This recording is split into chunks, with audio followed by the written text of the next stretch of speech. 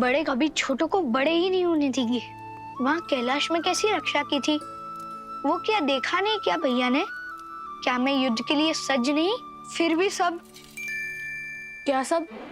भैया क्या कह रहे थे तुम सबके बारे में? सब सब सब सेब। मैं तो सेब के बारे में बात कर रहा था कि सेब बहुत मीठे और रसीले होते हैं, लाल पीले हरे होते हैं, पेड़ पर उगते हैं और सब मुझे छोटा ही समझते हैं। तुम युद्ध की बात कर रहे थे। युद्ध? मैं तो आपकी सहायता करने की बात कर रहा था कि जो भी आप कर रहे हैं उसमें आप गणेश का उपयोग कर सकते हैं। युद्ध की बात तो कदाचित आप कर रहे थे। ऐसा क्या है तुम में गणेश कि तुम जब भी आते हो मन शांति और ज्ञान से भर जाता है? अवश्य तुम बुद्धि के स्वामी हो। मैं युद्ध में कूद भी सकता हूँ और मेरी सूंड का चमत्कार तो आपने देखा ही कहाँ है।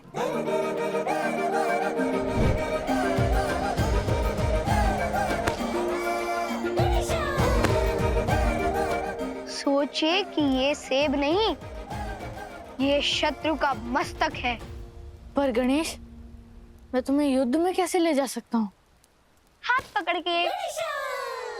युद्ध कोई खेल नहीं, युद्ध में मृत्यु नाचती है। भैया आप और मैं पेड़ की दो शाखाएं हैं। पौधे अपनी भूमि में जड़ें जितनी गहरी उतारते हैं उतनी उनकी शाखाएं दूर तक फैलती है। परिवार वो भूमि है जहाँ सबको अपनी जड़ें गहरी उतारनी पड़ती है। पता नहीं मैं तुम्हारे विचारों के सामने हार जाता हूँ या तुम्हारे प्रेम के सामने गणेश। उचित है, अब जाओ और पिताजी से अनुमति ले लो। पिताजी और अनुमति? मैं अकेले कैसे जा सकता हूँ? आपको भी साथ चलना होगा ना और कहना होगा ना कि आपकी भी बहुत बहुत इच्छा है कि मैं साथ चलूं। नहीं गणेश, सबसे बड़ा साहस ये नहीं कि भय के सामने खड़े हो जाओ। जिनके प्रति सम्मान है उनके सामने खड़े होकर कुछ कहना ही सबसे बड़ा साहस है। किंतु आप साथ तो चल ही सकते हैं।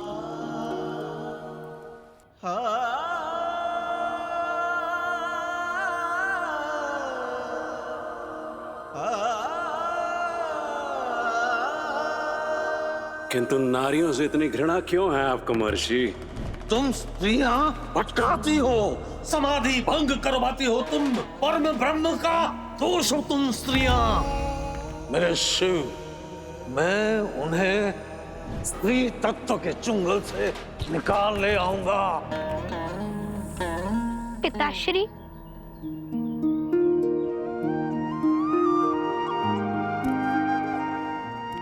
पिताश्री, मैं अर्थात। बोलो पुत्र। मैं पूछ रहा था कि मैं जाऊं? यदि मन है तो जाना ही चाहिए। चलो भैया।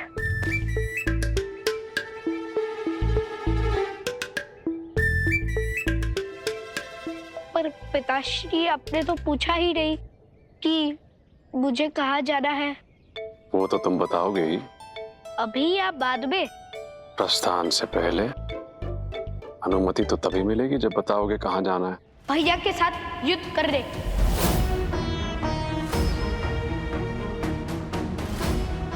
गणेश,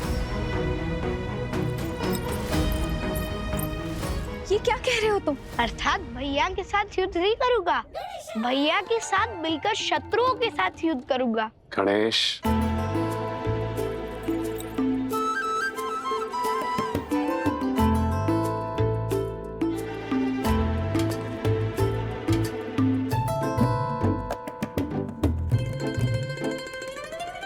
मुझे तुम्हारी शक्ति पर पूरा विश्वास है पुत्र। मुझे भी। किंतु तुम्हें अपने बड़े भाई की शक्ति पर विश्वास नहीं?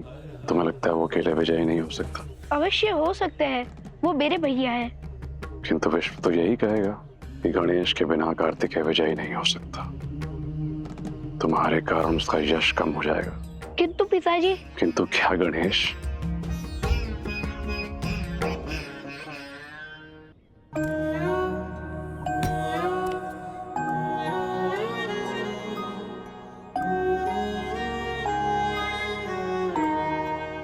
परिवार पास पास हो वो उत्तम है, किंतु परिवार साथ साथ हो वो अनिवार्य है। मुझे पता है तुम दोनों भाइयों के मन जुड़े हैं। तुम्हारे बड़े भाई पर संकट आएगा उसका आभास तुम्हें अवश्य होगा। ऐसा हो तो अवश्य जाना उसकी सहायता करने के लिए, किंतु अभी तुम्हारा स्थान कैलाश में है। पुत्र गणेश, तुम्हारे पिता के प्रत्येक शब्द में त्रिलोक का ज्ञान भरा हुआ है। तुम्हारे पिता के कारण ही शिव परिवार अपने आप में संपूर्ण है।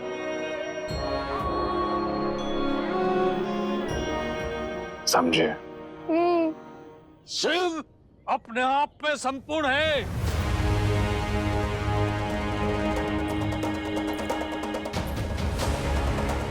महादेव को संपूर्ण होने के लिए किसी परिवार की आवश्यकता नहीं है। शंभो, कहाँ हो शंभो?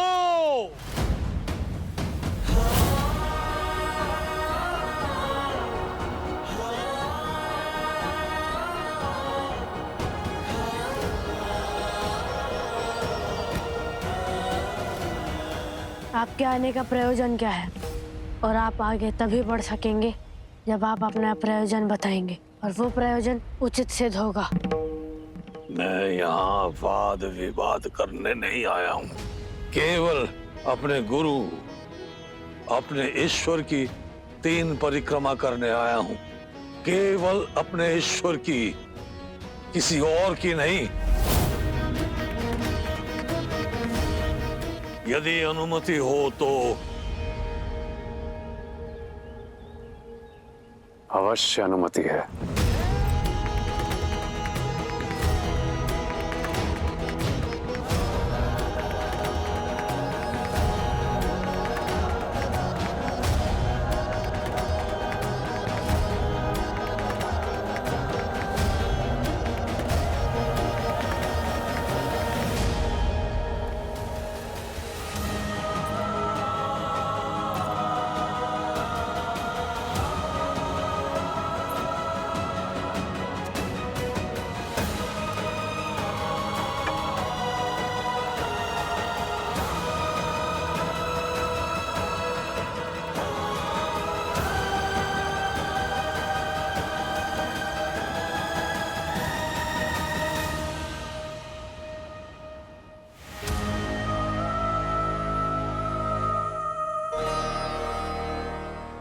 शिव परिवार के होते हुए मात्र महादेव की ही परिक्रमा?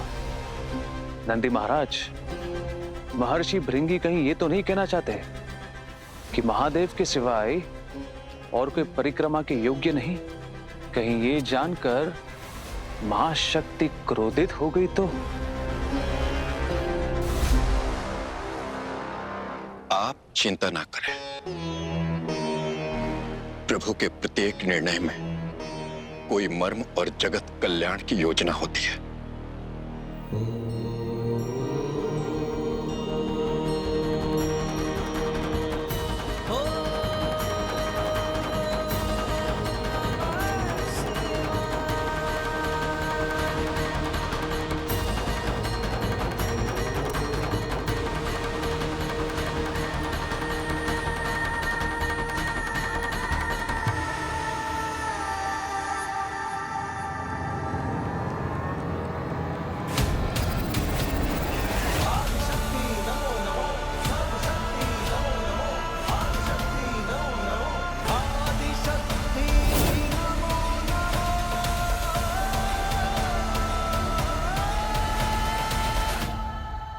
महादेव, मैं केवल आपकी परिक्रमा करूंगा। तो कीजिए महर्षि।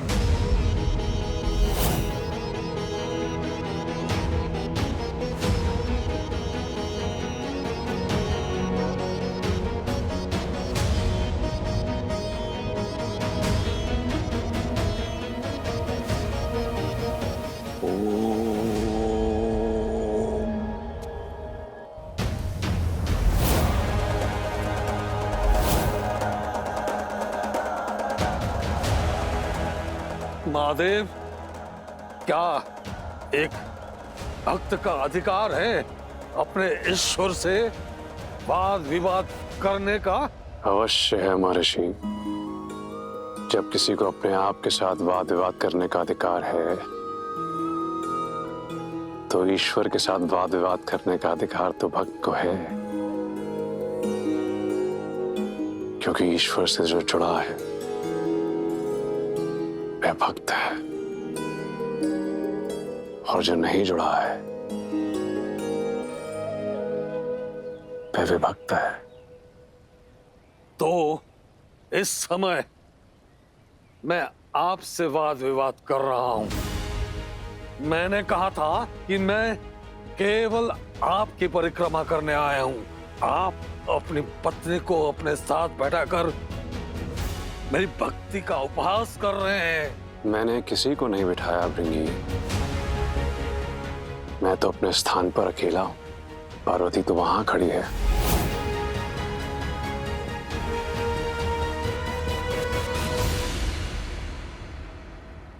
परिक्रमा पूर्ण करो महर्षि भृंगी।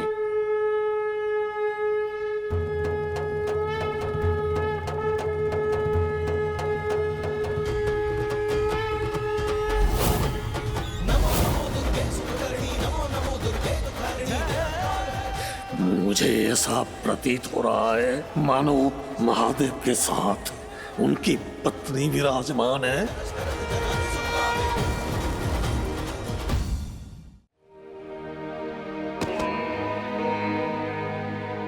मेरी भक्ति में क्या कमी रह गई महादेव कि आप मेरा उपहास कर रहे हैं? मुझे ऐसा क्यों प्रतीत हो रहा है कि आपके साथ आपकी पत्नी बैठी हुई है? मैं कोई उपहास नहीं कर रहा ऋषि भृंगी। तुम्हें जो दिखाई दे रहा है वह संभव है, क्योंकि तुम्हारी अंतरात्मा से जो झांक कर देख रहा है वह सत्य है।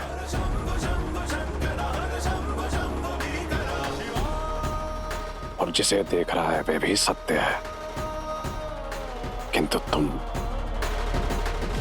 उस सत्य को देखने से कतरा रहे हो। मैं केवल शिव की परिक्रमा करूंगा। यदि संभव हो तो अवश्य कीजिए। भृंगी अपनी तपस्या के बल पर यह संभव करेगा। मुझे शक्ति की आवश्यकता नहीं है,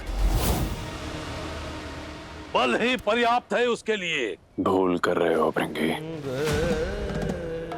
दोबारा विचार कर लो। यदि मेरी परिक्रमा का संकल्प लेकर मेरी परिक्रमा पूर्ण नहीं की तो मेरे भक्तों में तुम्हारी गिनती नहीं हो गई। मेरे सानिध्य में तुम्हें प्रवेश नहीं मिलेगा। मैं किसी दूसरे की आराधना नहीं कर सकता।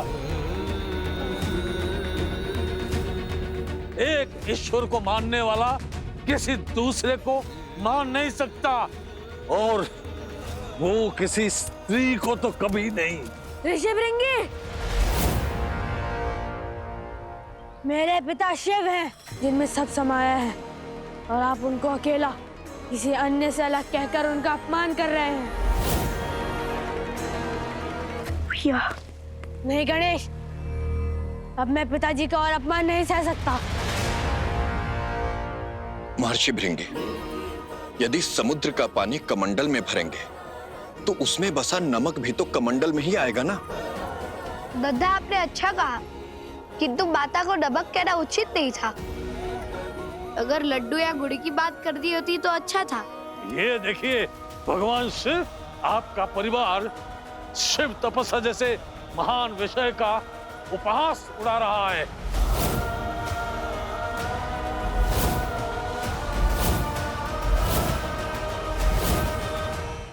आपका परिवार शिव तपस्या जैसे महान विषय का उपहास उड़ा रहा है। यही होता है एक स्त्री को अपने जीवन में स्थान देने का दुष्परिणाम।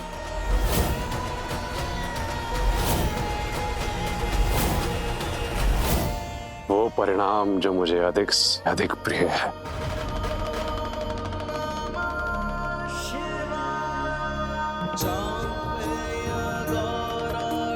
शरीर काया कर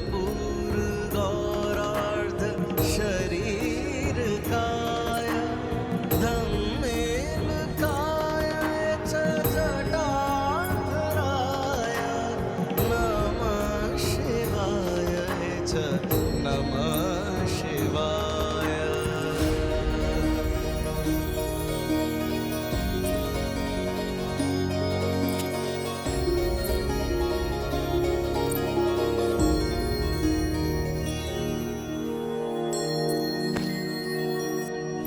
सा सा सा नी सा नी पा नी नी नी पा नी पा मा मा ग मा पा ग सा।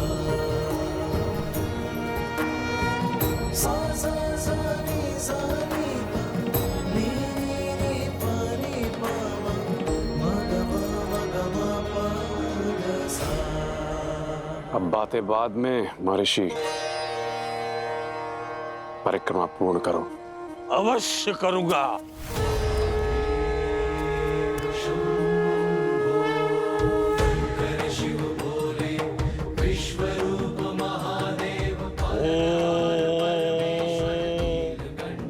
ओम तां तुं रे।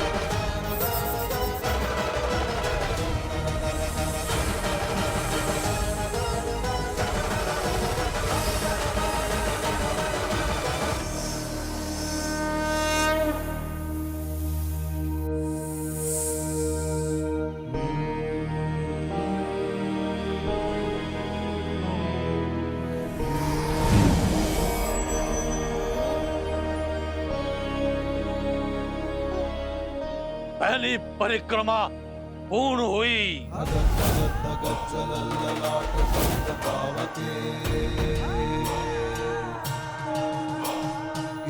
अब दूसरी परिक्रमा।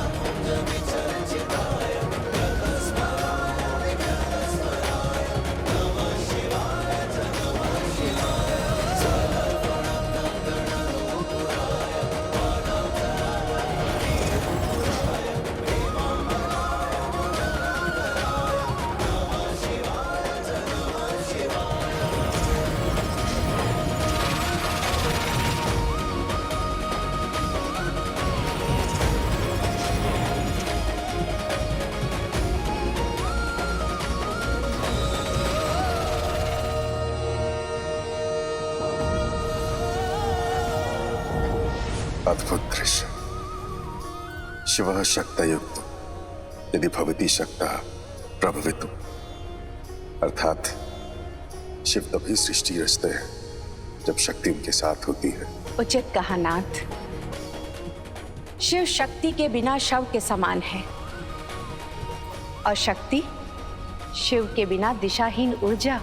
शिव और शक्ति एक ही सत्य के दो पहलू हैं, जैसे अग्नि और उसका ताप, सूर्य और उसकी किरण।